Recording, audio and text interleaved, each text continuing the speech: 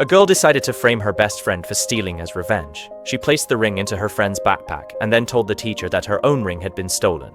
No one admitted to the theft, so the teacher decided to check each backpack one by one. However, during the search, the best friend at the front seemed exceptionally nervous. When the teacher approached her best friend, she pleaded not to open her backpack. The teacher insisted on inspecting it publicly, but the usually well-behaved friend refused, holding onto her bag tightly. 왜 이래? 쌤 제발요. 가만히 있어. 더 이상해.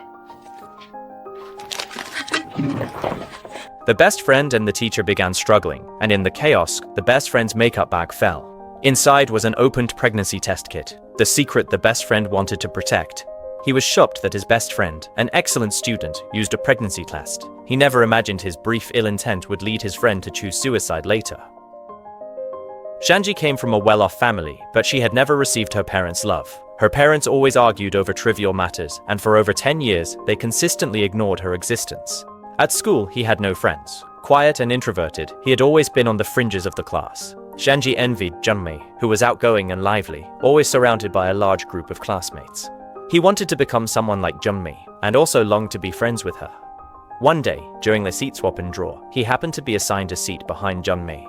Junmei took the initiative to talk to Shanji and complimented her scarf. On the surface, Shanji responded politely, but inside she was already extremely happy. During break, Shanji heard Junmei wanted to attend her idol's concert with her best friends. However, tickets were hard to get, and Junmei complained about not securing one. When home, Shanji decided to help her buy tickets. Someone was selling 2 tickets online, but each ticket was priced at 3,000 won. He first went to his dad, but his dad was sleeping and kicked him out of the bedroom. He then went to his mom and lied, saying he needed money to buy practice books. His mom was busy on a phone call working and got very annoyed by the interruption. He kept standing in front of his mom without leaving. While she was on the phone, he handed her his wallet. His strict mom always had a cold face towards him and never asked where he spent the money. In the second week of school, he gave the 2 tickets to Junmei. The tickets were very expensive, and he did this to get closer to Junmei.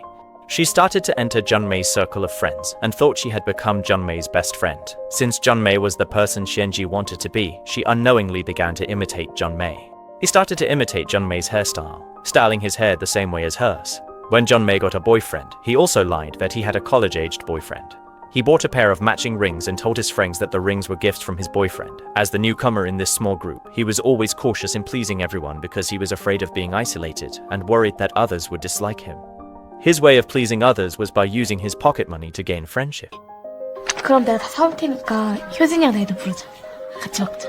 Shanji's flattery is very forced, which annoys the other girls. Her best friends tease that Shanji is always clueless and doesn't know how to navigate situations. They say Shanji is fake, and also mock her hairstyle as imitating Junmei's. Junmei didn't try to defend Shanji, saying that Shanji is pitiful, but merely lacks confidence. However, Junmei's defense was very weak, and the hall echoed with the girls' malicious laughter. All these mockeries and spiteful remarks were heard by Shanji, who had come back with snacks. Shanji felt very dejected. She had been striving to please everyone, but instead was met with disgust and exclusion. Unable to understand the reason, and feeling distressed, she decided to take revenge. Her first target for revenge was Junmei, whom she cared about most. So while Junmei was away, she secretly placed the ring into Junmei's backpack. After the Yeongbang incident, Junmei was suspended and didn't return to class. Junmei was usually seen as a well-behaved girl, but now everyone in the class was spreading rumors that her personal life was chaotic. Shanji was overwhelmed with endless self-blame. She hadn't expected things to develop this way. She went to Junmei's home to apologize, but Junmei's mother told her that Junmei didn't want to see her right now. Left with no alternative, Shanji could only choose to leave. On the road, a gust of wind blew away the visual device in her hand. As she turned around, she saw Junmei jumping from the building.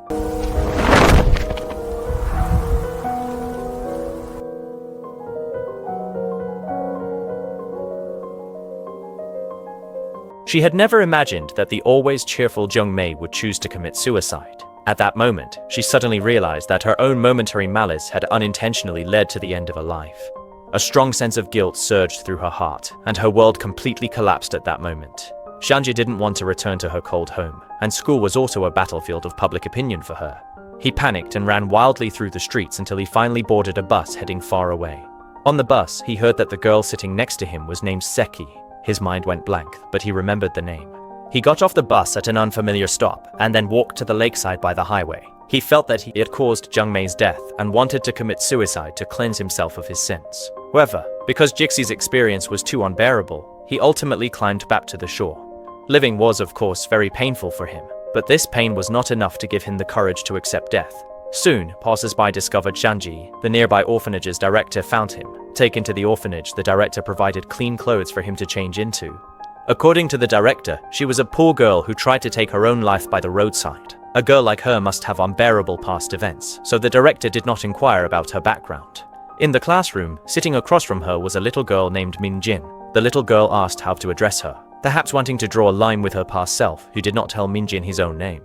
At the orphanage, Shanji was still an outsider. He hated himself and didn't know how to relate to the people here. Until at night, while he was asleep, Min Jin suddenly turned over and hugged her. There was at that moment that he felt immense happiness, a glimmer of warmth in the world. At this moment, in a daze, he felt he should do something to atone for himself. After that, he began living here under the name Iseki. He stole the name of the little girl on the bus, and her real name and past became a secret buried deep in his heart. Shanji falsely claimed her name was Seki and pretended to be an orphan whose parents had died. He gradually adapted to orphanage life, responsibly caring for the children's daily needs. His reserved yet sensible nature endeared him to the elderly director. Later, winter arrived, and the director took her to the mall and bought her a red down jacket. Seeing two female students enter the mall, he in a trance was reminded of the past. However, the director saw him looking at female students, gave him educational materials, and encouraged him to self-study for the high school entrance exam that day. In Korea, high school is tuition-free, so he accepted the director's suggestion to self-study and balance childcare while studying in the ensuing days.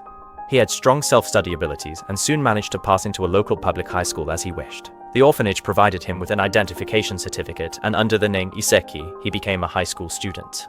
As he was about to leave the orphanage, he felt very saddened about his closest friend, Min Kyung. He ran over to console Min Kyung and told her that he would visit the orphanage every week. On the first day of moving into the dormitory, he met his roommate, Lee Fan-wei, a girl who seemed very free-spirited. During breakfast in the morning, he sat alone at the far corner as he used to.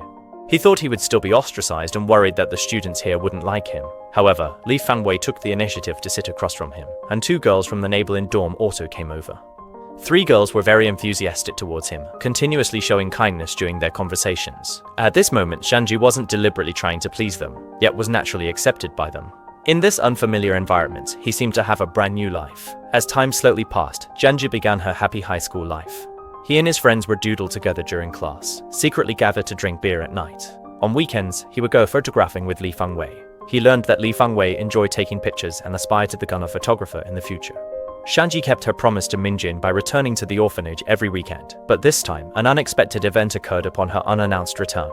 A high school student volunteer recognized him as his middle school classmate. Although he knew the other party wouldn't believe him, he still lied and claimed not to be Shanji. He tried his best to hide his past, but the day of the truth's exposure arrived. That evening, the orphanage's administrator auntie found him, holding a missing person notice with her real name and photo. At that moment, his lies were exposed, and his fabricated identity shattered. The auntie was very disappointed in him, and asked him to personally confess to the director. If he didn't take the initiative to confess, the auntie would tell the director the truth tomorrow. Seizing the opportunity to find the director before confessing, he asked the director a question. 네가 어딜 봐서 나쁜 애 같이 보여? 난 네가 안쓰러워. 부모님 돌아가시고 너무 일찍 철든 것 같아서. 슬기 넌 좋은 애야. The dean's words struck the softness in his heart, but also made him timid. He would rather conceal the truth from the dean than see the disappointed expression when the dean learns the truth. In his teenage understanding, he felt that hiding himself was the best way to handle things, so he took advantage of the night to leave the orphanage and embarked alone on the journey towards the distance again.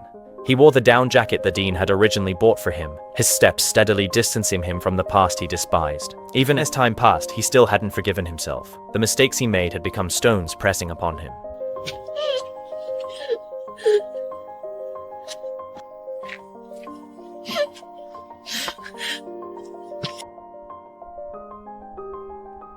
Meanwhile, his roommate Lee Fan-wei discovered that he hadn't come to school. Lee Fan-wei called his phone over and over, but no one answered on the other end. Shanji boarded a bus once again. She had no destination. All she thought about was escaping. If passenger aunties had trouble with luggage, she would enthusiastically stand up to help. Only when an aunt asked her name did she steal someone else's name once again. 이름 뭔데요? 이방울이요. From that moment, he became Li Fangwei. In his forthcoming journey, he will live under this name. Perhaps before he becomes obsessed with his own mistakes, he will keep running away without stopping. The director did not elaborate on his life thereafter. The entire film concludes here. This story explores the theme of self-consistency. Many spend their entire lives unable to provide a perfect answer to this issue. Accepting and loving oneself seems both simple and challenging. Some hate themselves due to their own flaws. Others live in the shadows because of their own mistakes. We envy others' lives, avoiding everything related to ourselves. Yet when we envy others, we are most likely to overlook the wonderful qualities we possess. Perhaps only as we grow older do we gradually learn how to get along with ourselves. We will gradually understand that avoidance is never a cure, and others are never your only salvation.